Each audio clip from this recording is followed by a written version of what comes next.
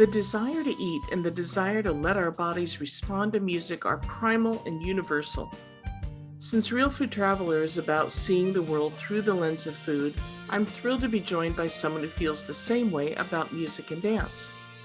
Mickela Mallozzi is the host of Bare Feet with Mickela Mallozzi, a wonderful and unique travel show on PBS.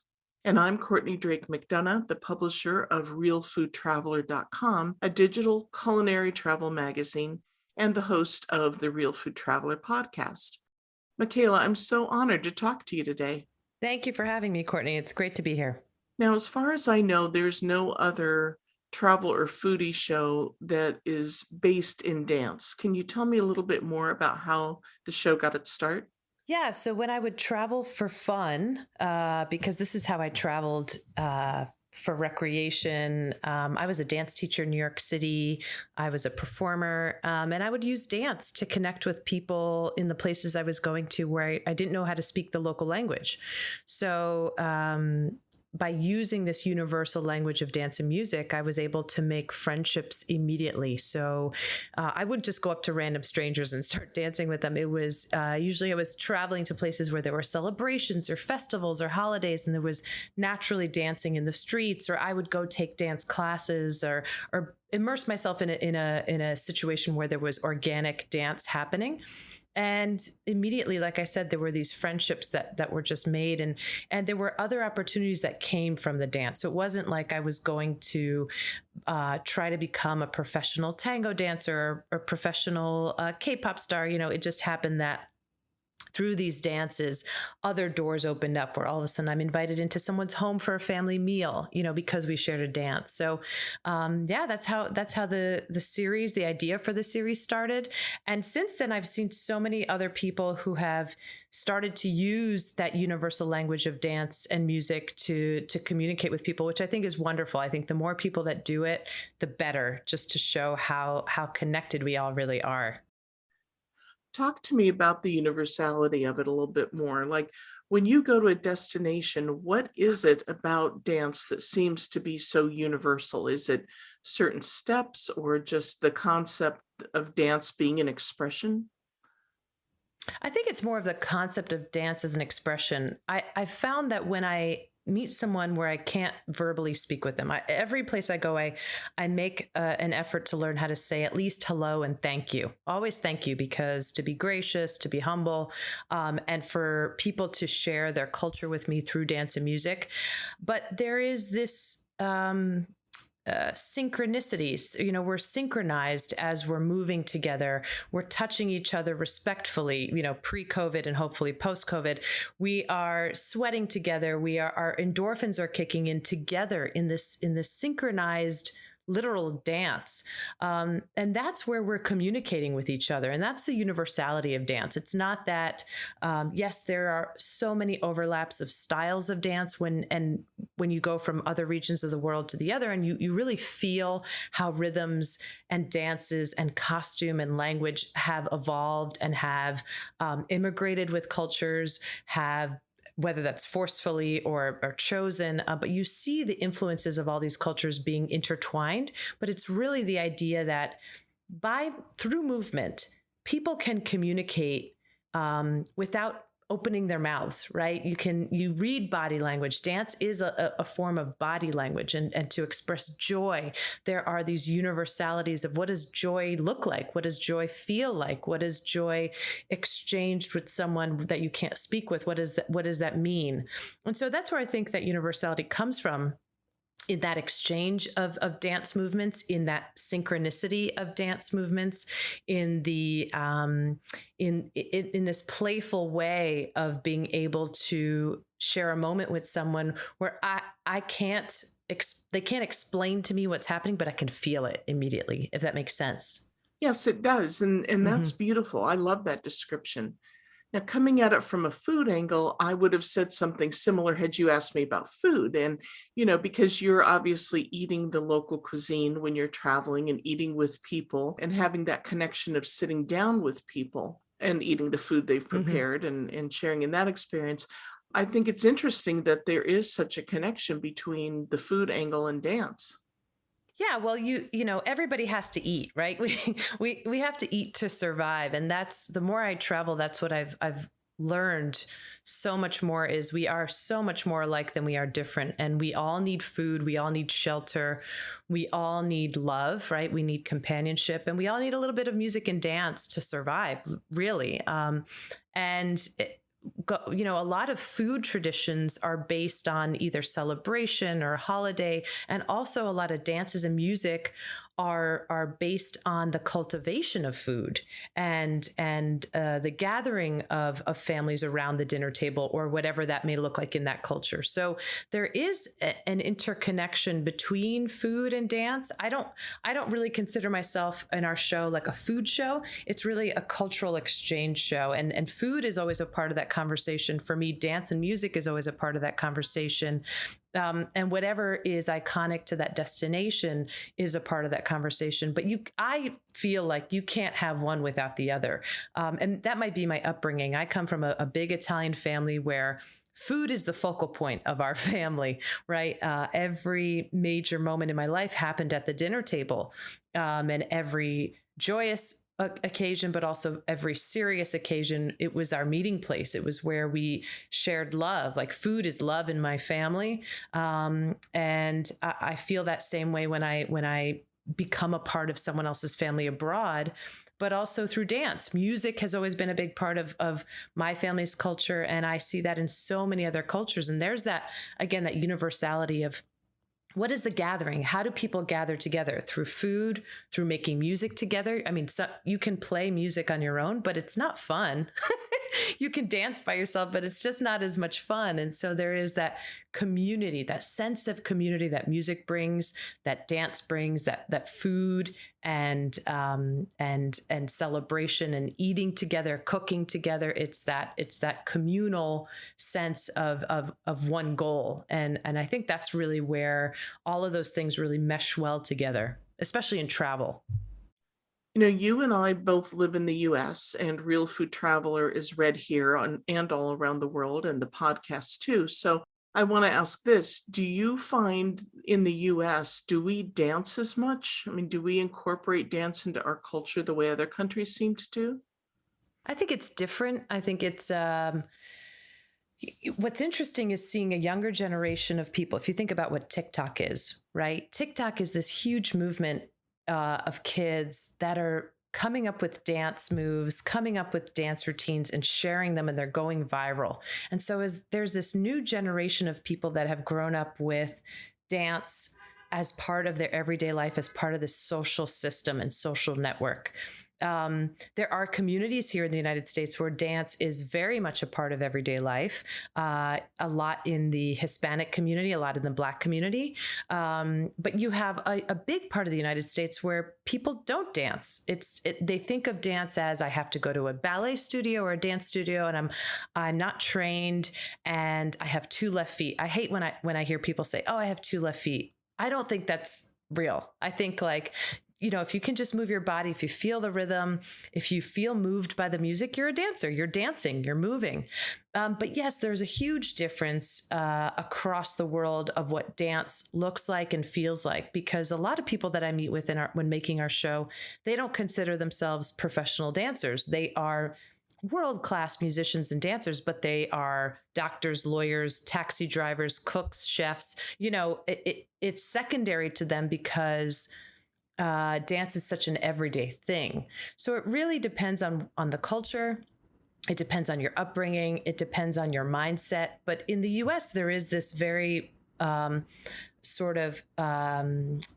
sterilized version of what dance is. It's either you're a trained dancer or you're not. And I think breaking that barrier, and that's what Bare Feet really tries to do with our show, is you can be considered a dancer. You are a dancer if you move your body. And there are ways of expressing yourself where you don't have to train your whole life in one style of dance to be considered a dancer, right? It is just being moved by the music and passing down a tradition, much like a language.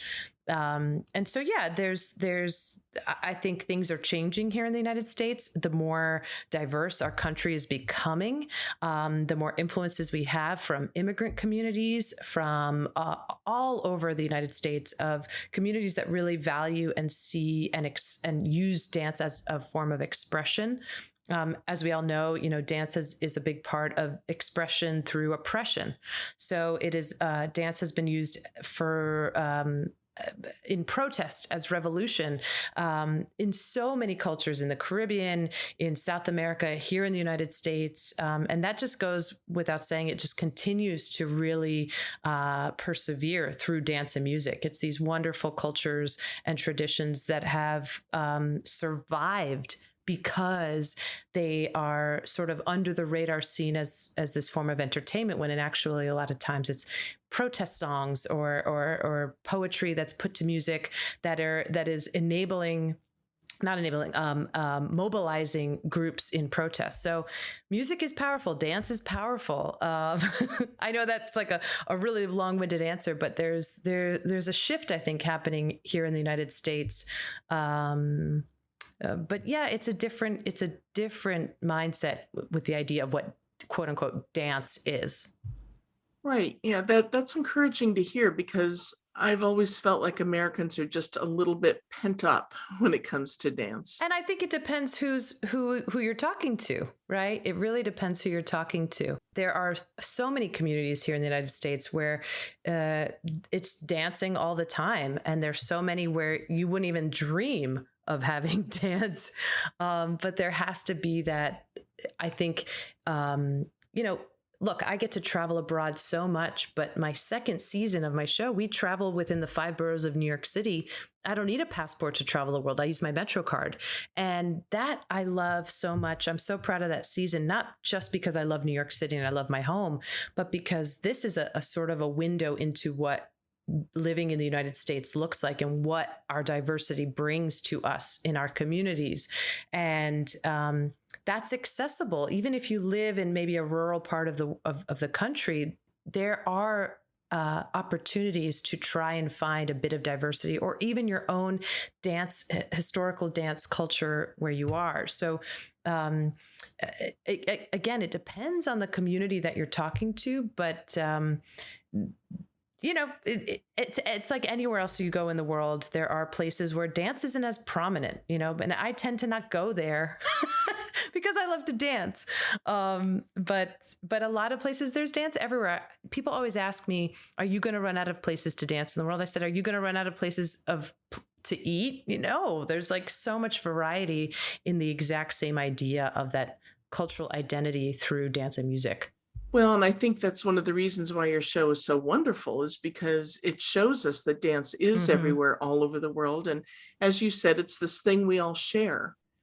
Now, your show is on PBS. And for those of us who've literally grown up watching PBS, tell me what that means to you, the importance of being on PBS.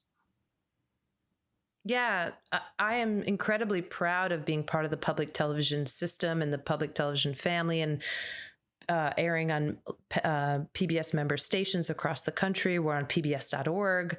Officially, all our episodes are there. What that means to me is giving access to educational and informational programming for free, right? I think what people don't understand, even people in the TV industry, is I am an independent producer for my show, and that means that I don't get a check from PBS. I have to find all my own funding. So that's the brought to you in part by. All of that funding helps produce the show. It also helps distribute the show.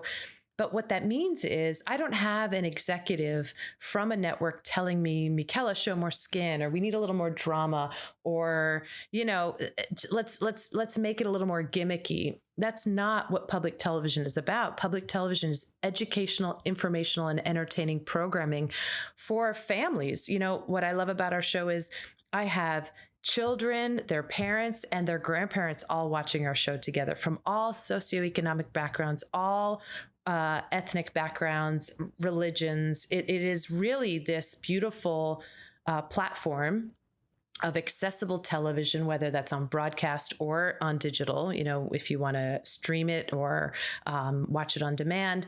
but it is accessible, and you're learning something. You're being transported to another place. And it's not just my show. The shows on public television are there to inform us, and they're there to be transparent. And especially now in our country, that idea of transparency, that idea of truth, that idea of trust, especially in the media, I think is the most important to understand as an American, as a person who is trying to be as transparent and truthful as possible. I don't, the reason why it's non-commercial television, why you don't see advertising on public television, is because there's no advertising influence on the programming. And that's what keeps it truthful and transparent and full of conviction. I think it's super important. I grew up watching public television. That was my school. My parents were too busy working, and I grew up watching Sesame Street and Reading Rainbow and all these wonderful shows. And one of the best days of my life, I actually got to dance on Sesame Street a few years ago. It was the best day of my life, because to have grown up with something so iconic, and I got to see the Muppets that I was dancing with. I just felt like a kid again. I felt like I was like a 3 or 4 year old watching this show, and here I got to be dancing in a Bollywood number in Central Park. But it's a special place to have your content be consumed. It's a special audience that really feels connected with me. It's a special place that I know a lot of schools have been using our programming, especially during COVID, while everything is remote learning. A lot of parents have been using our programming. And to me, that's the most important. If I know that I'm helping educate and impact children, then I know I'm doing something right. Absolutely. Bringing up the next generation in this way, definitely. Well, you're a wonderful ambassador for PBS. They're lucky to have you. Thank you, Courtney. Have you ever been dancing with people on your show, or just personally, I guess, and when you're kind of new to a style and the moves, and you've thought, oh man, I am in way over my head here? Oh, every time. Yeah, every time I'm like, this is the one that I'm not going to get. I just think like, I think this is it. This is the time. But I learned very early on in filming the show. I think what I'm really good at is I don't mind showing when I mess up, right? I want to show that I'm a real person. I'm not perfect. And this is what travel is. It's this joyous moment between strangers where mistakes are made, but you can laugh at yourself. You don't have to take yourself too seriously. I'm not all done up with the best makeup and hair. I'm wearing workout clothes usually, or if I get to dress in costume, it's even better. But I'm not perfect. I don't ever want to try and portray myself that way. And I think that's what makes my show very accessible, is people see me doing these things and they think, oh, maybe I could try that. And that's what I hope I inspire people to step a little bit out of their comfort zone, whether that's trying dance or trying a new food or going, it's just being a little more uncomfortable, getting more comfortable with being uncomfortable, right? That idea. But early on, it was our second episode that we ever filmed. I filmed in Buenos Aires. If anyone's ever seen this episode, you know what I'm talking about. It's the end of the tango episode where I am so nervous because I had just learned tango in Buenos Aires that week.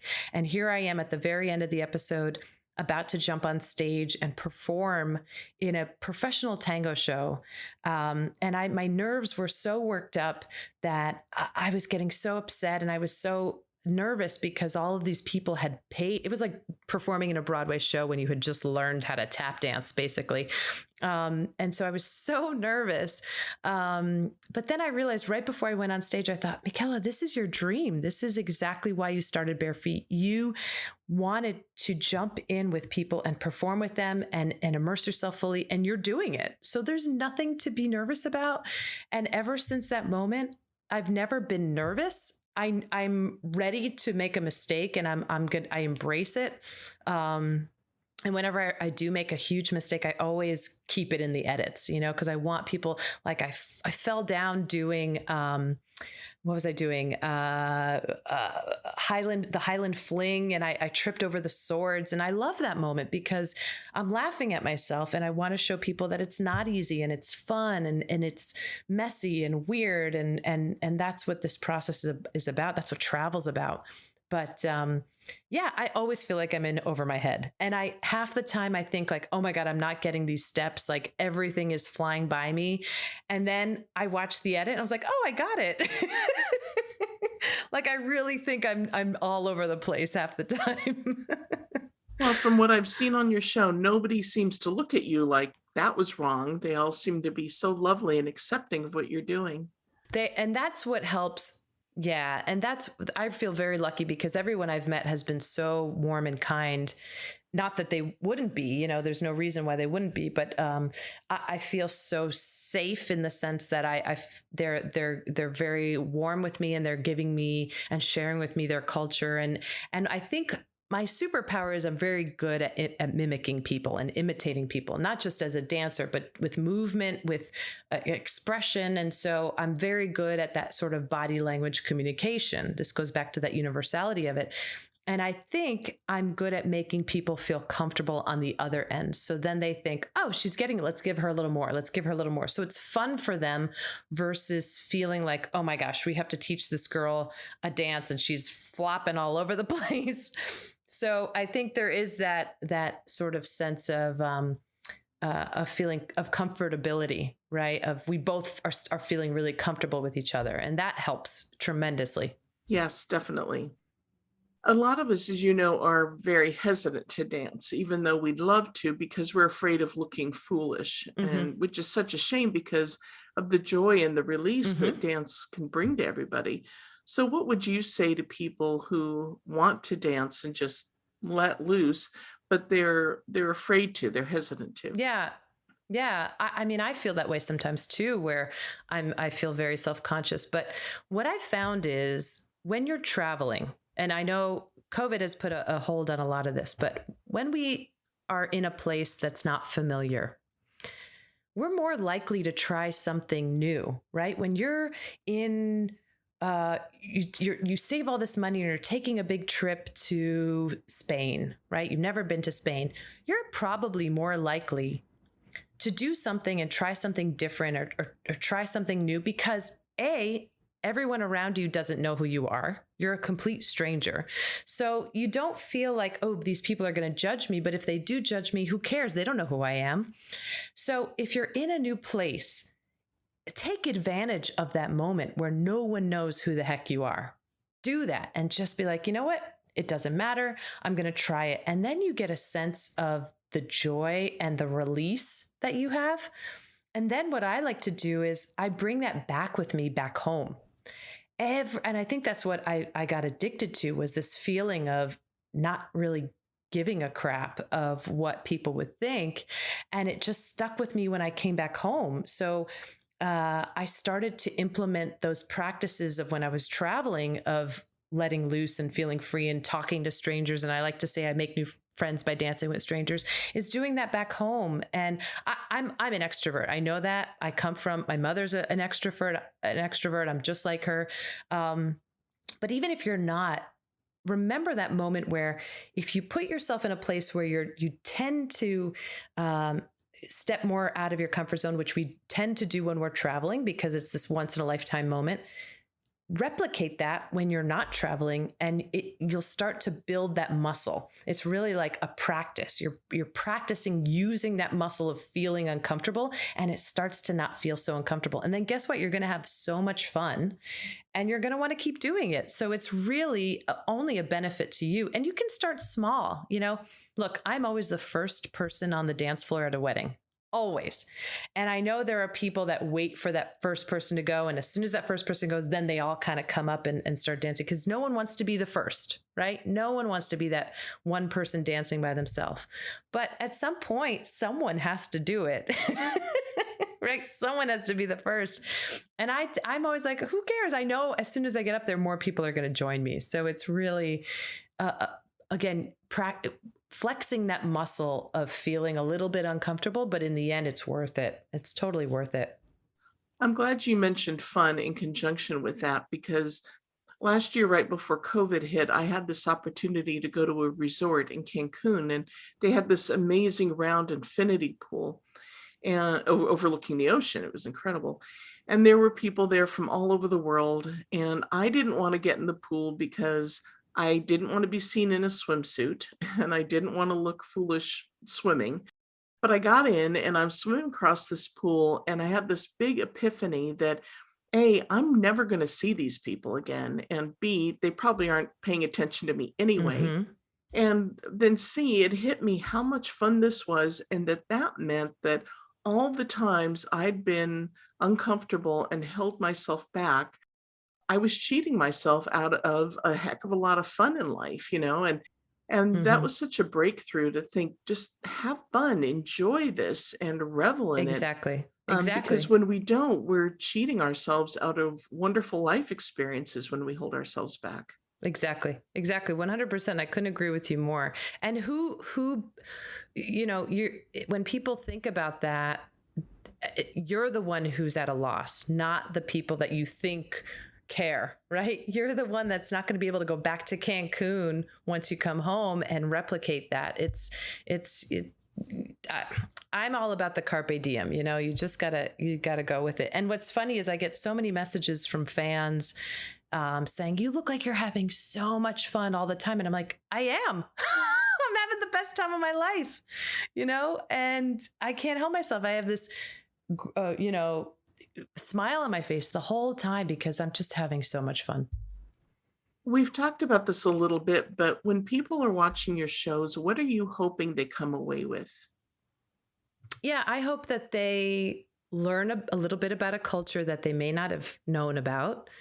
I hope that they may look at a culture that they thought they had known something about a little differently. And I hope that they see how much fun it is to connect with other people. A lot of travel shows really feature the destination, like the natural beauties and the beautiful spas and hotels and all these fun activities to do and restaurants to go to, and that's wonderful. There are so many wonderful shows that do that. I don't do that, and I don't they do that much better than I do. But what we do is we really try to focus on the people of the place. And the way that we connect with the people is through my language of dance and music. And what I hope it does is it inspires people to travel a little differently, especially now. Once we can travel again, I'm hoping that, they'll consider some other destinations that may not have been on their bucket list before. I hope they consider doing some activities that they may not had considered before, like taking a dance class or going during a festival or holiday or celebration or sharing a meal with someone. All of these things, or taking a music class. Those are things that I want to inspire people and to take away from our show is there's more to travel than just getting your Instagram shot, and there's more to travel than staying at a luxury hotel, because to be honest, well, we don't ever stay at luxury hotels. A, we can't afford it, but B, I'm never in the hotel. I'm out exploring the destination. I'm out connecting with the people. And again, during COVID, everything is a little bit on hold for travel. But I do believe that once we get back into travel, people are so hungry for that connection, that human connection that we've really um, uh, not lost, because it is going to come back. But everything is virtual, everything is digital, and people miss holding hands and hugging and dancing and being in the same room with each other. That I think it's really going to come back, and people are going to spend a little more time in the places that they go to. And I hope they consider, again, the amount of joy that they see me having, and that they could do that too. It's not because I have a TV show. I was doing this before I made the TV show. It's my own personal experiences that inspired me to make my TV show this way, because I was having so much fun and I was meeting so many wonderful people that I thought this would be a great television series to show what travel's about. Yes, yes. I know when I'm traveling, when I'm leaving, I'm filled with kind of equal parts, so much gratitude for having had the opportunity, but also sadness because when you travel, as you know, you're in this glorious little bubble that's not your normal day to day. So I'd like to know, when you leave a place, how do you take with you what you've learned and absorbed and loved about it to take back with you? Well, I have a unique situation where I get to relive that trip over and over and over again because, first of all, as part of my souvenirs, what I love to do is I send postcards to, I have a list of about 12 people that I always send postcards to on every trip I go to, including myself back home. I send a little postcard, and sometimes it takes 2 weeks to get back home. Sometimes it takes 2 months to get back home. And it's this beautiful little reminder of where I was at that moment, sending a postcard and receiving it once I'm back home. But I love to buy either instruments or pieces of costume that I'd worn or dancing shoes. Like I've bought flamenco shoes, Irish step dancing shoes, tango shoes. I have such a collection of dance shoes and instruments and costumes that's what reminds me of the place. But I'm lucky that once I get back, it may be a couple months until we look at that footage because we're filming and filming, but then I get to go and we have to retell those stories. I have to go back, sit with my editor. I'm writing scripts. I'm writing out the paper edits for the episodes and how these stories are going to come through. And then I get to relive those moments through a different lens because I'm experiencing it on one end, right? As the person experiencing it firsthand. And then I see what my crew had captured on the other end. And sometimes there are moments where I forget a lot of like the funny things that happen. There are other moments where I see like, I love our bloopers reel because I act so ridiculous and I just don't remember all the silly, dumb things that I get to do. And then here we get our bloopers reel and it's just this, like, it brings me back to those moments of just letting loose. But also just reminding myself of how lucky I am to have this job where I get to have all these amazing experiences of dance and music. And so again, my situation's so unique. And what I try not to take too many photos myself. I mean, I have to for social media and to really use when we're promoting the show. But I really try and take a lot of mental pictures because I want to be in the moment and not remember that memory through a 4-inch screen of my phone. I want to remember it through the lens of my actual eyes and my brain and my all my senses and what it smelled like and what the music felt like and how the movements felt. So I know this is very cliche, but being really present in what's happening and putting your cell phone down and because look, I know when people say, if you didn't post it on social media, did it really happen? Of course it did, right? You don't have to share everything. You don't have to document everything. When we finish shooting, and we put the cameras down, I always tell my crew, all right, now it's your turn to learn this dance. I want them to try it. I want them to have fun. And we don't need to film that. There are moments where you can have these beautiful memories and it doesn't have to be documented. And that's okay. That's okay. And it's a good thing to remind yourself. That's a very good thing, and I love that idea of sending yourself a postcard. I'm definitely gonna do that next time I travel. Yeah, it's really fun. You and I are both make our professions in the travel realm. So I want to talk about what it's been like for you to be a travel professional who can't travel. And as you said, being a dancer who travels, who can't literally reach out and touch people when you dance. But before we get to that, I want to talk a little bit more about your carnival series. How did that come to be and how can people watch it? Yeah, so I mean that goes hand in hand too because we filmed our. I was able to go to the Guadalupe Islands for Carnival a few years ago, and this was pre-COVID, and so this was actually going to be one of 12 episodes for our season 4, and we had filmed it. right before we started filming our season 3, actually, because season 3 was based on my DNA map. So every destination in season 3 is one region of my DNA map, which was really fun. But I had this opportunity to film Carnival in the Guadalupe Islands, and we thought, let's film it. And then we'll use it for season 4 once we get back to filming for the next season, because Guadalupe Islands was not on my DNA map. So, March comes, we all know what happens. Everything is frozen.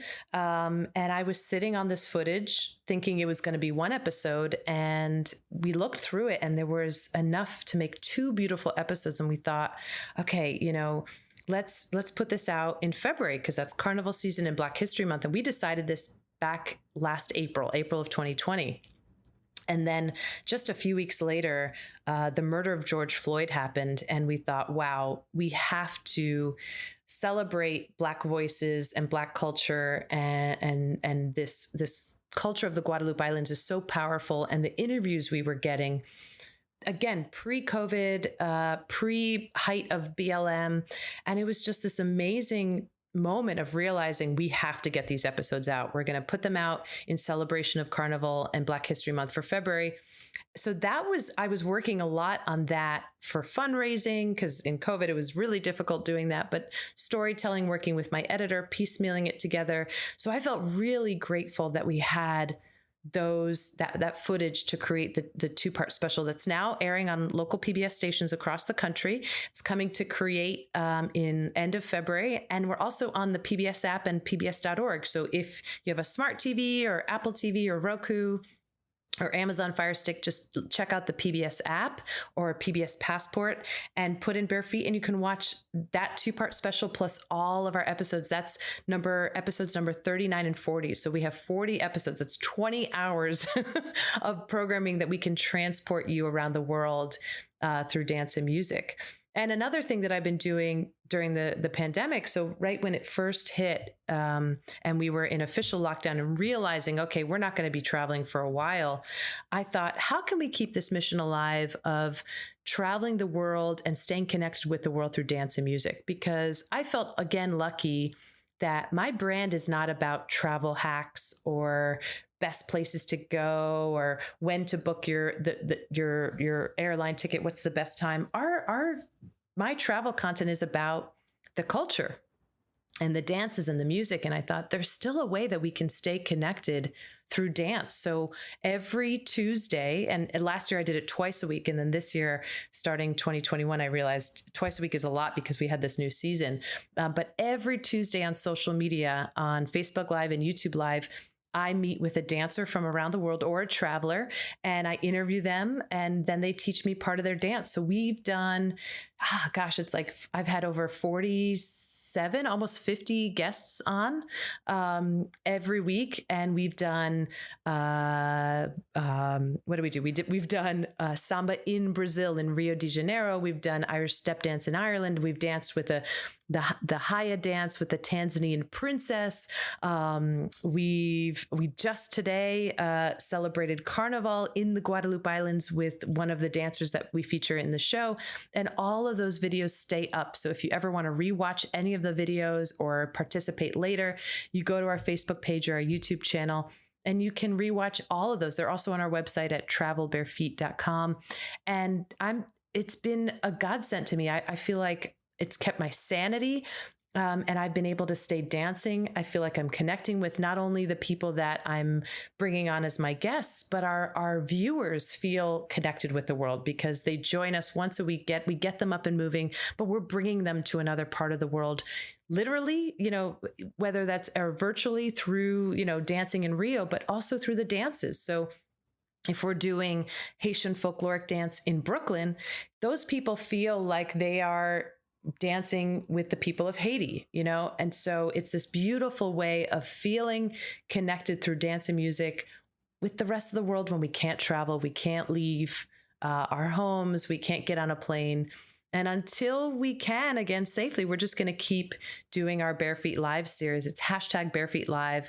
And I'm super proud of it. And we just had some wonderful, wonderful guests. We've also had we've started doing travel talks too. So we've had my friend Rick Steves on, we've had Samantha Brown, we've had Phil Rosenthal of Netflix's Somebody Feed Phil. We've had so many wonderful guests, and we're continuing to have more and more travel guests. But it's wonderful. And last week we actually had my guide, Rudy, who's in our show. You meet him in our Guadeloupe episode.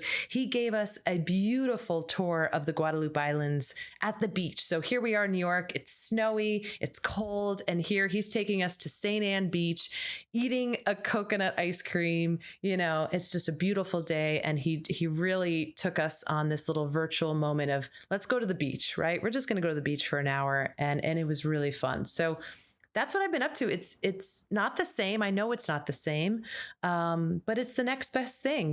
We're still, I'm featuring old friends of mine who we featured in the show before, but I'm also making all these new friends through dance that have reached out to me, or I've reached out to them to say, hey, let's do some dancing. One of the women, her name is Linda Sims. She's one of my favorite Bare Feet Lives. We did soul line dancing in New Orleans, and she is just, I feel like we're kindred spirits. And we were planning on doing an episode in New Orleans. And now, once we can travel again, we definitely are. And I told her, I was like, you're the first on the list that's going to be in our show, because her energy is infectious. She and I just love dancing together, and we met virtually. And it's just amazing how you can still really keep that sense of connection alive through social media and through technology. Well, pivot is a word, probably the word of the year for people. Right. And you've done such a wonderful job of it. Besides partaking of all the things you've done and some of the virtual things out there, do you have any words of advice for those of us who are feeling kind of trapped and sad that we can't get out and travel and explore other places? Travel will come back. We will be able to come back. I think there are so many wonderful shows, and I hope those of you who are listening will tune into our show that will transport you for now, right? And help to give you some inspiration for when we can travel again. I'm depressed too. Like, I have to remind myself that I have a roof over my head. We've had a lot of friends who have lost loved ones during COVID. We've had a lot of people in our family who have been ill because of COVID. And so I think it's really taking into consideration the things that we do have right now. And I've been cooking a lot, and learning how to use different spices. I also, when I traveled, especially Morocco, I brought back a whole bunch of incredible spices from Morocco, and I've been cooking with them because now I have time, and I feel like I'm brought back to the markets of Fez, these aromas of spices. But, there's our show. There's so many other wonderful travel shows that, until we can travel again, these are a wonderful way to see the world, right? To see the world through the lens of other people. And, joining me on our Bare Feet Lives, we're doing this every single week. So even if you feel lonely, whether that's you want to travel or you just feel lonely, join us. This is a room full of people. It's just me and my guests, but you're with me and you're dancing with me, and we connect with people. And the only thing I can say is, at some point we're going to get out of it, because much like every other tragedy in human history, it ends, right? It ends at some point, and we move forward. I don't know how long that's going to take. I don't know when that's going to happen, but we do know it's going to end at some point. So we just have to put that sort of into perspective. And I think when we do travel, once travel does come back, I think we're going to appreciate it so much more, and we're really going to take it in and take the time to travel, take the time to enjoy what travel should be, the messy part and the beautiful part, everything about it. I think taking a little more time for vacation, maybe a little more time for our health, maybe a little more time with our family, and not be on our devices, because we're always on our devices, even more so now. It's like, what, let's go somewhere and leave the phone at home. Let's just get lost. So until then, we just have to survive.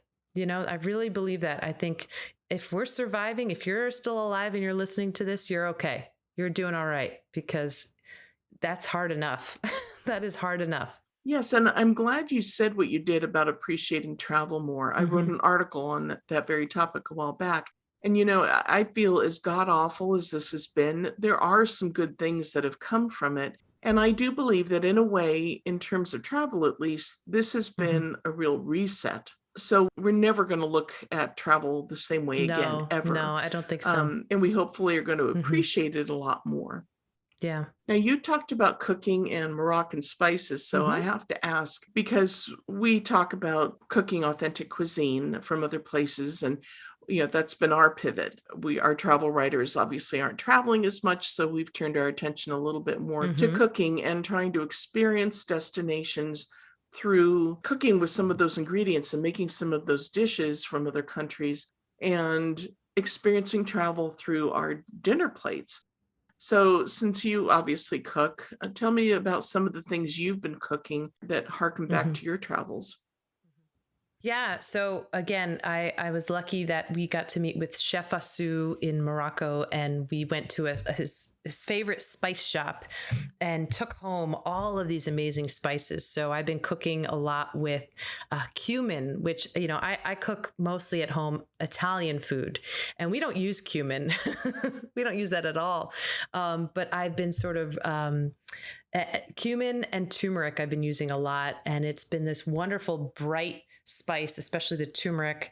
And the cumin I put with cauliflower, and I'll just put it in a skillet and sort of put a little bit of shallots, olive oil, salt, cumin, and a little bit of turmeric, and really just get that blend. And it just is such a warm, especially in the wintertime, this warm dish, vegetarian, super filling and delicious. I also have started doing sort of uh, like sort of not a meditation, but in the mornings I make chai. I make Indian chai, and it takes me a good 45 minutes to make this chai. And if this was any other day, not COVID time, I wouldn't have the time to make homemade chai. But because I have the time, and the process of it is this ritual that I have every morning, I love it. So I was sort of trying to remember the tastes that I had in Mumbai of chai. I also have a lot of Indian friends, and replicating that, and looking online and trying to find some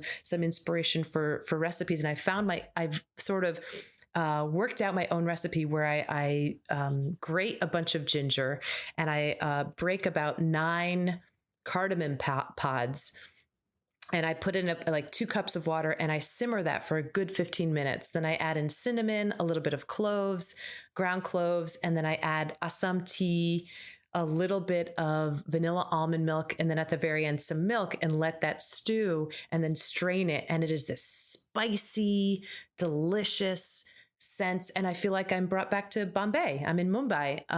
But it's a good 45 minutes of making tea in the morning. And it gives me this sense of ritual. Like every morning, I know I'm going to start grating the ginger, and it gives me a little bit of a sense of like relief. And I recently read an article saying that the idea of cooking, because you have a goal in mind, right?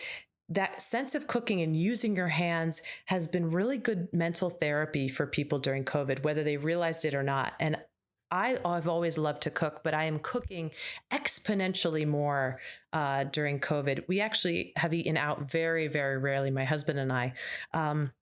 We've made bread. He's done the whole starter. I mean, we do everything. But what I love about this too is, aside from cooking dishes that are foreign to me and trying to find them, I'm reaching back out to my grandmother and my mom, and I'm trying to replicate all of our family dishes that I grew up with that I haven't had time to make. And it's been this wonderful way of reconnecting with my roots, of feeling a little bit of comfort when there is less comfort, of discomfort. And so it's been this wonderful time of writing down all these beautiful recipes and perfecting all these recipes. A lot of these recipes are my great grandmother's, right? And I'm sure they go even further back, but just from my grandmother telling me, well, her mom used to do it this way, and then my father's mother used to do it this way, and all these old dishes. And that's what's been really comforting to me, is again, I come from my parents I'm first generation Italian American. So I have a lot of dishes that my family still makes, which I feel very lucky to have. But every family has traditional dishes, whether they're old recipes or whether they're new recipes, but it's a way to feel connected with your roots, with your family, where you come from, to share with your family or with yourself of like, I'm taking pictures and I'm not with my parents or my grandmother, but I take pictures of the process and show them photos of me making the meatballs and all these things. And they love it. They love seeing that those traditions are being passed down and it's delicious. I've gained the COVID-19, I feel like we've all gained the COVID-19, but you know what? I'm okay with that because it's bringing me comfort. It's bringing me so much comfort. And food is, what is it? The sense of smell is the closest thing related to memory, right? So if you can replicate memories, and again, that's going back to that chai recipe. I kept sort of finagling and experimenting with the recipe so that it would bring me back. Oh, this is the taste I remember back in Bombay, right? And I had to experiment a few times. I would say a good week of changing up the recipe, but I got it, and now I know it, and I nailed it, and I love it, and it brings me back. It's those memories of fond memories traveling, but also those beautiful fond memories of my family. And I get to do that through food too. It's wonderful. It's really wonderful. Well, if I wasn't already so impressed by you, just being a person that I get to see on TV, the fact that you make your own chai just blows me away. Oh, thanks. Well, before we wrap up, let's go over all the ways that people can enjoy your show and the Bare Feet Lives and connect with you on social media. Of course. If you go to travelbarefeet.com, that's travelbarefeet.com, you'll find everything there. There's a link to our Bare Feet Lives. There's links to all our social media channels.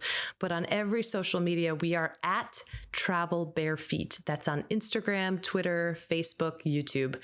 And if you look for us at Bare Feet with Mickela Mallozzi. If you don't want to use Facebook, because I know a lot of people are trying to get off Facebook, our lives are simultaneously streaming on YouTube. So you can dance with us. You can always access all of our past Bare Feet Lives on our website and on our YouTube channel and on our Facebook page. And then you can watch all of our shows. We're also available on Amazon Prime. So if you're a Prime member, all the episodes are for free, but also pbs.org, the PBS app. All of our episodes are free. We always try and make all of our episodes accessible, and we have closed captioning. We also have description for the visually impaired. Of course, we try and make our shows as accessible as possible to all abilities. And free for school systems and for people to use. So travelbarefeet.com is where you can find all this information. But again, it's Bare Feet with Mickela Mallozzi. Wonderful, wonderful. Well, easy enough. And we'll have an article on Real Food Traveler that accompanies this podcast. And we'll have the links on there so that people can click right through if they happen to come at us through the website. Well, Mickela, I have to admit, I was a little nervous to do this podcast because you're a TV person. But I once got to meet Patty Hinich, and she was just the dearest person. She is a sweetheart. I love her. I love her. And I have to say, you're a lovely person, and you're just as real and genuine to talk to as you are on TV. And for a viewer, I think that means a lot. Thank you, Courtney. So this has been so much fun, and I really appreciate you being our guest today. And we love your show, and we'll continue to watch, and we'll take advantage of the Bare Feet Live episodes. Unfortunately, I missed it today. I totally missed it. That's okay. They're up. They're up. That's the best thing is they're still up. So if you ever want to go back and rewatch them, they're there. Well, stay safe, stay healthy, and here's to traveling again soon and to dancing. Thank you, Courtney. Thank you so much.